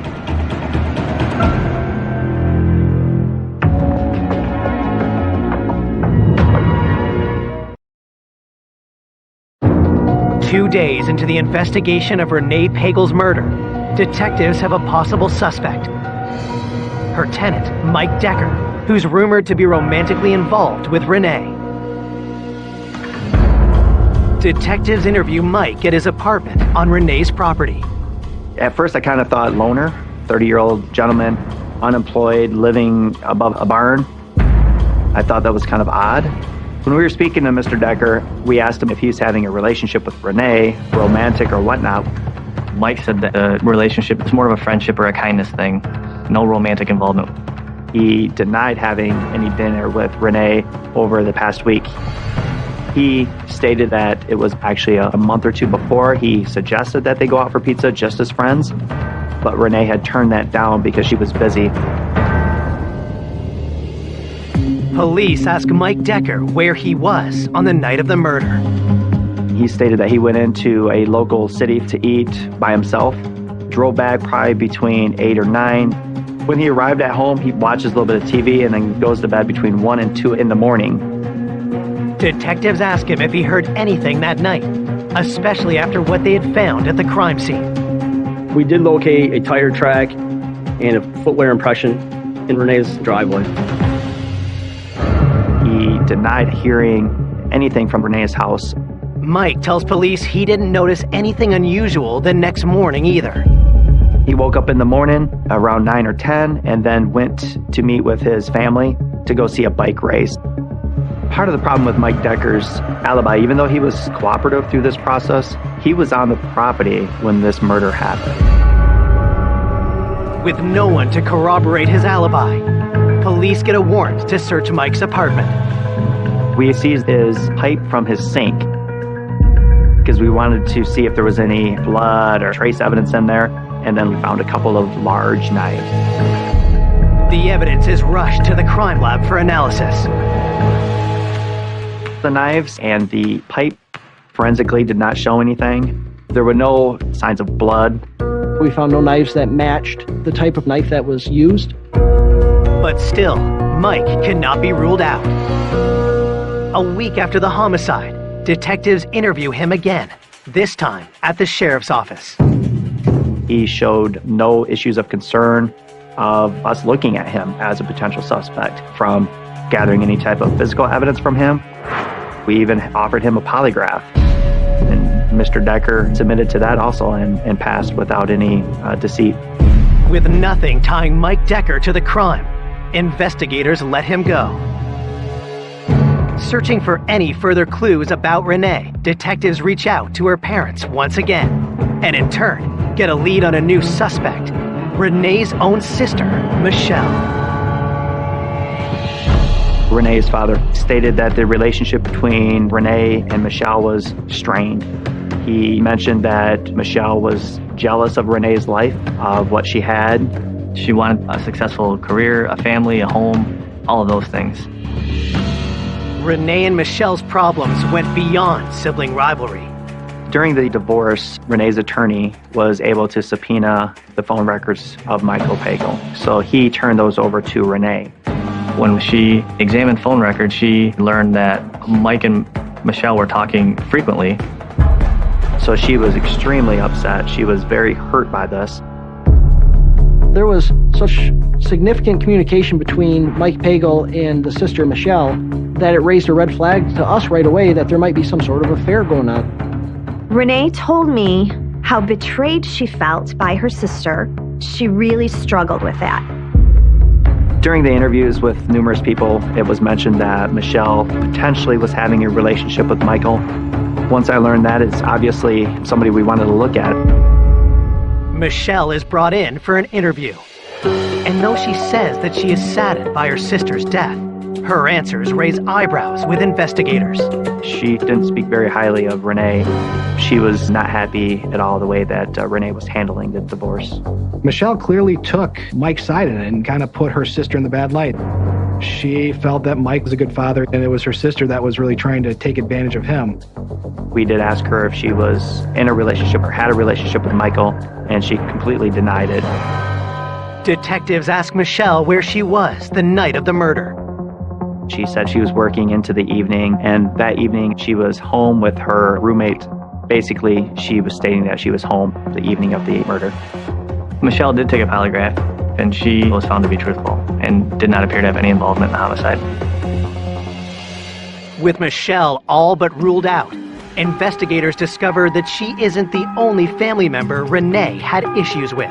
When I spoke with Renee's parents, it was mentioned that Michael, her soon-to-be ex-husband, had a brother. The brother was Charles Pagel. They called him Bo. And they said that he was very strange, very odd. He and Renee did not get along. Renee didn't like him. She didn't trust him. When detectives dig deeper, they uncover something troubling. We learned from a close friend of Renee that he had been married numerous times, and she believed that maybe Bo had murdered his last wife. Was Bo a killer? And had he now killed again? That obviously raised some red flags for us as investigators, and that's somebody we wanted to speak with very quickly.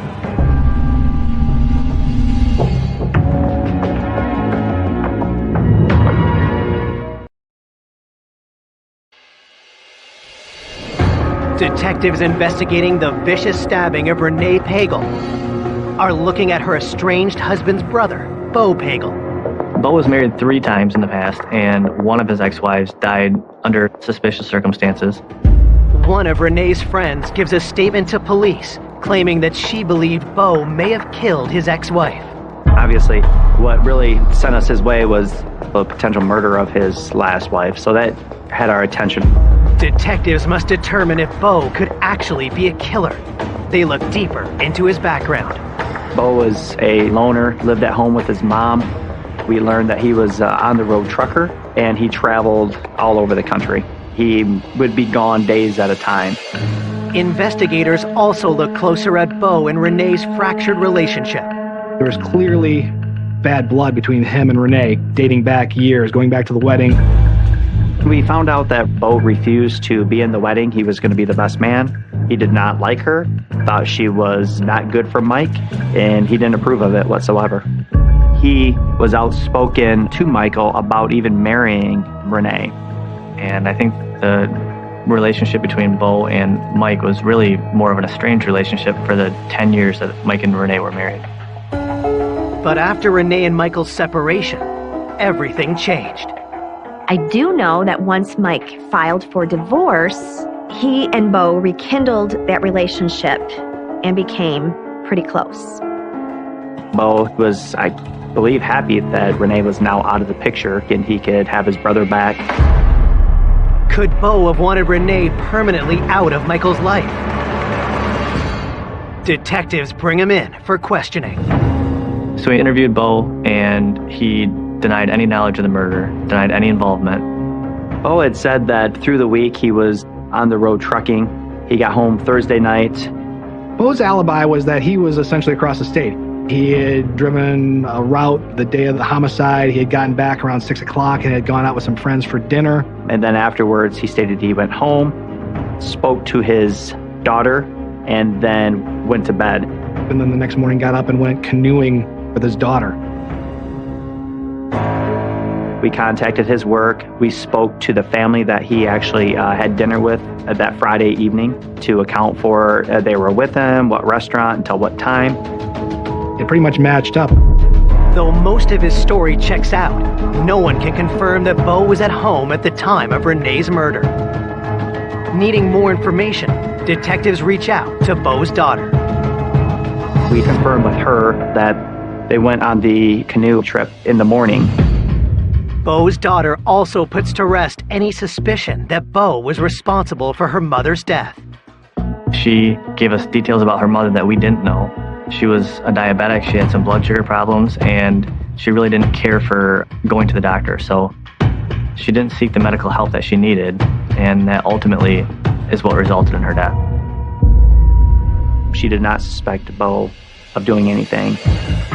Though Bo's alibi isn't ironclad, there is nothing concrete to link him to Renee's murder, and he is released.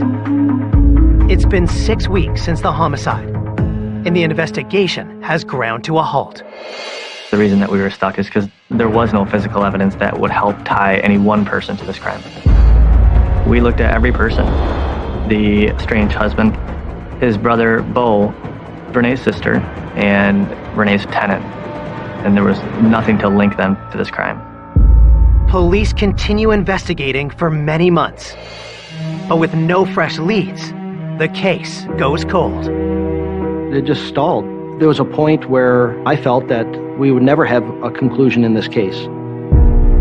It was just sad that we couldn't bring closure to Renee and to her family. As the months went by, I was just like, what is going on? Once the months turns into years, that was disheartening. For 13 years, there are no new developments in the case. But through it all, Renee's best friend never gives up hope. We created a website in the year 2007, and it was a really therapeutic way for people to come and grieve and share stories. And that website was very effective in getting the word out about Renee's murder, doing whatever it took to find justice for Renee. In a stunning turn of events, on November 18th, 2019, Chris Crandall receives a surprising message on social media. Mike's brother, Bo, sent me a friend request. And of course, I was very startled. And it was just after that I got a message from Bo. All of a sudden, after all these years, Bo wanted to talk.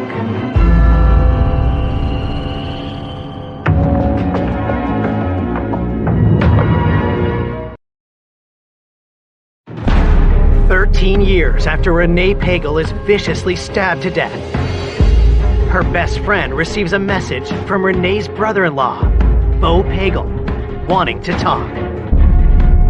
And of course, I called the police and let them know that Bo had contacted me.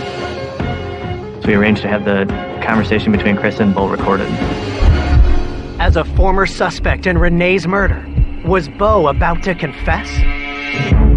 He called me clearly wanting to let it be known that Mike was losing it. Bo was afraid that he would be Mike's next victim. And I said to Bo, who do you think Mike's first victim was? And he danced around that and wouldn't answer it. And Bo said, I believe Mike will kill me. And it was then that I was entertaining the idea that Mike was not so innocent.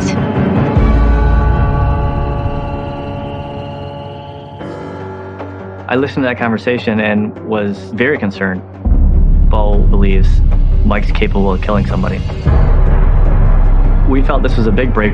We now knew that Bo may have information about whether or not Mike did commit the murder. On February 3rd, 2020, 2 months after his conversation with Chris Crandall, police formally interview Bo.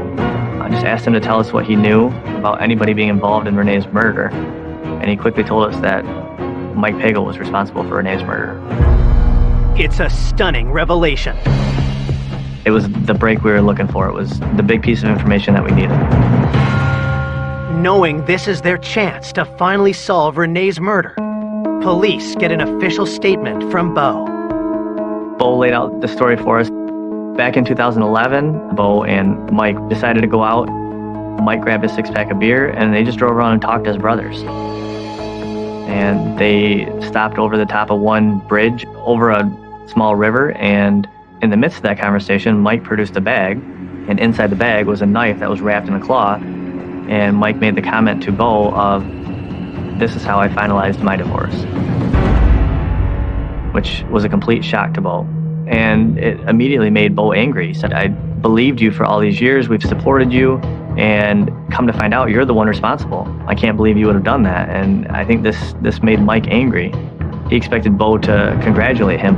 So the way Bo described it was out of frustration. Mike took the knife and threw it into the river. Bo described it as about a 12-inch long, bigger knife, and it appeared to be a very strong, sturdy knife. Investigators get Bo to show them exactly where Michael had thrown the knife. There was quite a bit of old metal, various pieces of cars and other things inside the river, and in my opinion, that wasn't a safe diving environment. We had to find another means to search the bottom of the river. Police wonder if they will be able to recover a knife that has been in the water for 9 years. Then, one of the detectives comes up with an idea. It's called a rare earth magnet. The magnet is something that I've had at home, and it just came to mind as an option for a way to search the watery area and to grab whatever metal pieces were on the bottom of the river. It was tremendously impressive for him to come up with his own homemade magnet device. And, he concocted his own fishing line and pulling it through the stream, which is remarkable. Police spend 3 days painstakingly dragging the riverbed with no success. So we were on our last few passes of the river, and I began pulling toward my side, and then it was, "You're not going to believe this," just disbelief. The knife was stuck to the magnet, and it was exactly as Bo described.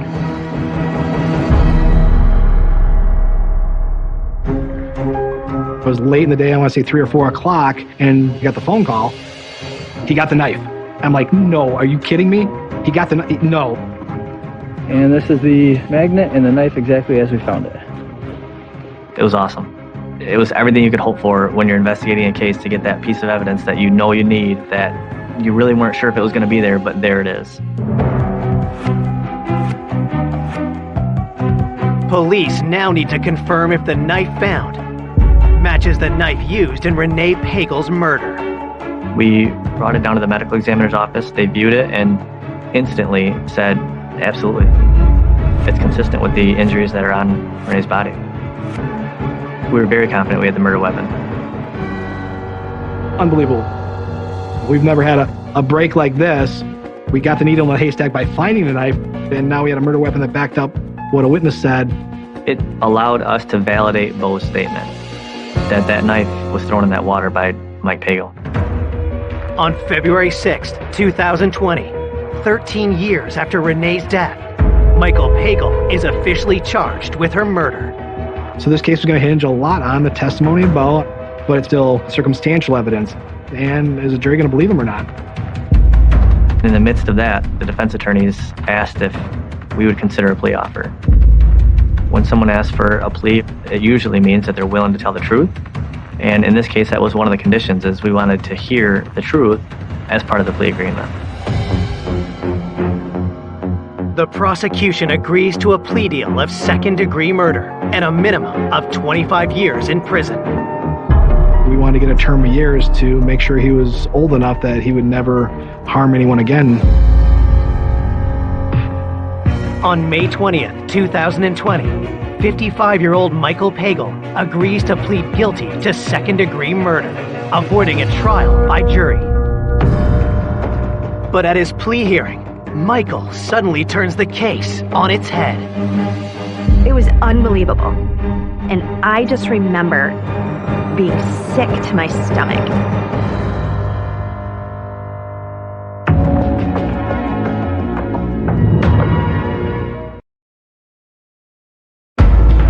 After 13 years of investigating the heinous murder of Renee Pagel, her estranged husband is finally being charged for the brutal crime. But at his plea hearing, Michael makes an admission that takes everyone by surprise. I hired my brother, Charles Pagel, to kill Renee Pagel. Charles Pagel murdered Renee Pagel. We were all absolutely shocked when he said that his brother did this. Mike maintained the fact that Bo was the one responsible. He admitted that he had orchestrated it and that he had planned it, but insisted that Bo was the one that actually did the stabbing, which was a complete shock to us. We had investigated and we found no evidence, nothing to directly tie Bo Pagel to this murder. Had Bo been hiding his involvement all along? While detectives take another look at him, they also dig for more evidence against Michael. And after several searches of his home, they make a surprising discovery. At Mike's house, we found the ceiling had a hidden compartment. When we took this down, we found 3 hard drives in this hidden compartment. Investigators spend time decoding the contents of Michael's hard drives, and what they find is chilling. In those hard drives, there was journaling. I would call it strange. It appeared to be written by almost 2 different personalities, one that would talk back and forth to the other. He talked about planning to divorce, how much he hated her. There was a lot of writings about his dislike and his hatred for Renee. Then, weeks later, police tracked down a crucial witness. We uncovered a friend who had said that he had gifted a knife to Michael that was substantially similar to the one that was actually found. And he admitted that he gave it to Mike as a gift, and it was delivered directly to Mike Pagel.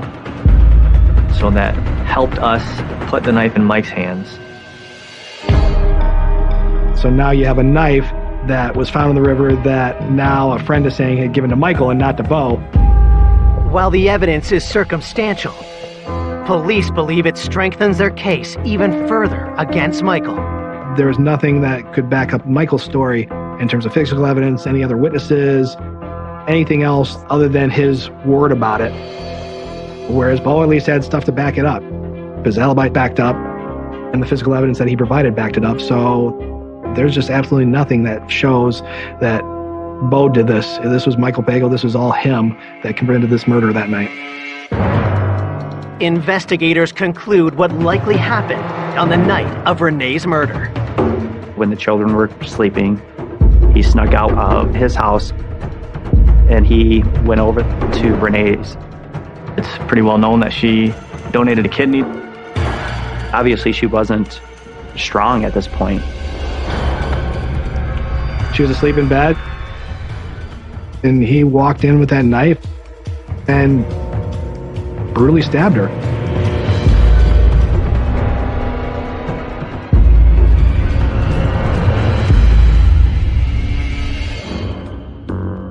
I believe that Mike no doubt planned this out. There's no way you leave a crime scene that clean and it's not carefully planned. How he absolutely didn't leave a blood drop, a fingerprint, a mark, any physical evidence. Bo tells us about Mike commenting that he had worn coveralls and galoshes. So he had taken precaution to not get his clothes bloody, and that he had removed those items and then put them in a garbage bag and left. And that the clothes were later burned. He's not a stupid man. He knew enough to cover his tracks. He went in there purposely. He had an intent, he had a purpose, and he went in there to kill her, and he did. There was anger involved in this crime. This was evil. But why would Michael kill Renee? I believe Mike Pagel was very upset with the way the divorce was proceeding, that he didn't get sole custody of the children, that he didn't get the family home. Things just weren't going his way. He's got motive, and if anybody's got rage, it's the about-to-be ex-husband who's not getting what he wanted. I think that the writing was on the wall for him that this was the end. On October 5th, 2020, Michael Pagel is sentenced to 25 to 50 years in prison. I never thought it would take 14 years to bring justice to Renee and to her family. But, you always had in the back of your mind that justice would be served.